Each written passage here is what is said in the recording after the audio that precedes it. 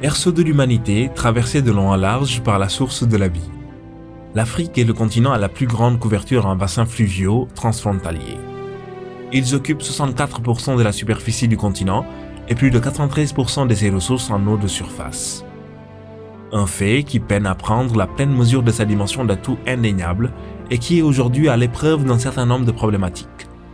C'est lié au changement climatique, à la rareté de la ressource se pose au moment où se fait sentir une demande croissante pour le bien précieux qu'est l'eau. Une demande dont la satisfaction est soumise à la nécessité de coopérer entre pays, mais aussi entre organismes de bassin. C'est dans cet esprit qu'il faut comprendre la création en 2002 du Réseau africain des organismes de bassin qui se veut une plateforme de coopération et de partage d'expériences. Le RAOB, un réseau, une mission.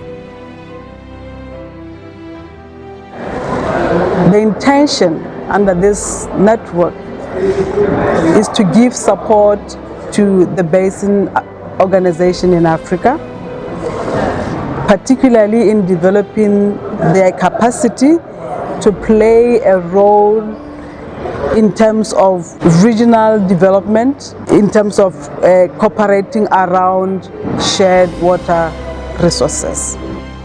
Afin de remplir sa mission, le Réseau africain des organismes de bassin peut s'appuyer sur l'expérience d'un de ses membres, l'OMVS, qui s'est longtemps érigé en modèle. Mieux, l'Organisation pour la mise en valeur du fleuve Sénégal a été classée en 2015 leader mondial du quotient de la coopération en ressources en eau transfrontalière par le think tank international Strategic Foresight Group. Un prix qui occupe une place de choix dans le bureau du haut commissaire de l'OMVS. Cabinet Camara, en tant qu'ancien premier ministre de la Guinée, en a connu pourtant des distinctions, mais celle-ci a un sens particulier. Et cette image représente la remise de ce rapport avec le président du Conseil des ministres, le patron de Strategic Foresight Group et le haut commissaire. Et nos chefs d'État ont été très inspirés et le président Macky Sall, à cette occasion, a adressé à l'OMVS cette lettre de félicitations et qui fait notre fierté. C'est fort justement de ce leadership reconnu que l'OMVS a été choisi depuis la jeunesse du réseau en 2002 pour abriter le secrétariat technique permanent du réseau africain des organismes de bassin. Et depuis donc, nous faisons en sorte que le secrétariat logé chez nous ici fasse en sorte que les travaux préparatoires de tous les dossiers des réunions soient faits à jour. L'animation également du réseau, le suivi de toutes les activités décidées par le réseau et tout un ensemble de directives qui ont été décidées par le réseau.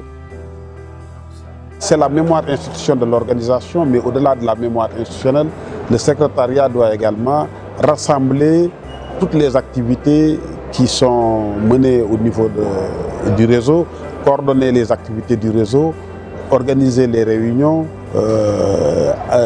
abriter les projets, appuyer le développement des projets. En gros, c'est l'organe fonctionnel du réseau. Et en 2002, le réseau africain des organismes de bassin est confortablement installé dans sa vitesse de croisière. Cela grâce notamment à l'apport du projet de renforcement des institutions de gestion des eaux transfrontalières en Afrique. Communément appelé CITOA, ce projet est financé par l'Union européenne, mis en œuvre par le Partenariat mondial de l'eau. Il mise sur la gestion durable des ressources en eau transfrontalières en Afrique comme vecteur de paix, de sécurité, de stabilité et de réduction de la pauvreté. Il faut que chaque pays puisse trouver un intérêt dans ce qu'ils font ensemble, de manière à ce que nous ayons autour de ces organismes des bassins qu'ils deviennent des centres de développement économique, socio-économique et promouvoir la ressource en eau d'Afrique et par là l'Afrique tout entière. Aidé en cela par le CITOA, le RAOB n'hésite pas à se doter des moyens de ses ambitions pour relever les défis de la législation, du partage de l'information, de l'organisation institutionnelle, passe par une vision claire et des objectifs précis. Une stratégie de 10 ans a été ainsi élaborée. AMO just developed its own 10-year strategy with the 5-year plan, which simply articulates the direction that the network would like to take in support of River Basin Organization. The process of developing it was very inclusive, and it has gone through a number of stakeholder sessions to validate it and see whether it's something that is usable. une stratégie pour 10 ans pour renforcer les différentes capacités en matière de législation, en matière de partage d'informations, en matière d'organisation institutionnelle de tous ces organismes. De ces différentes initiatives, il ressort que le RAOB joue un rôle de premier plan dans le renforcement de capacités des organismes de bassin en Afrique, devenant ainsi incontournable.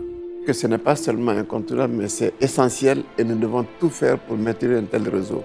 Comme disait Mandela, vous pouvez vouloir aller vite seul, mais si vous voulez aller loin, il faut être ensemble. Donc là, nous avons intérêt à être ensemble. Les problèmes sont de différentes ordres. En étant ensemble, en partageant les différentes expériences qu'on a, en partageant les meilleures pratiques, cela permettrait à chacun de ces organismes de pouvoir se renforcer pour une meilleure coopération entre les différents pays de la région africaine qui se partagent la ressource en eau. By being part of UNBO, we are finding a collective mechanism where we can share such lessons learned, share experiences, and most importantly, help each other in establishing where maybe there are no river basin organizations or there is no dialogue towards cooperation, which is very key in terms of managing the shared water resources. Des paroles qui en disent long sur la détermination des acteurs à agrandir le réseau africain des organismes de bassin et à en faire bénéficier les avantages à tout le continent.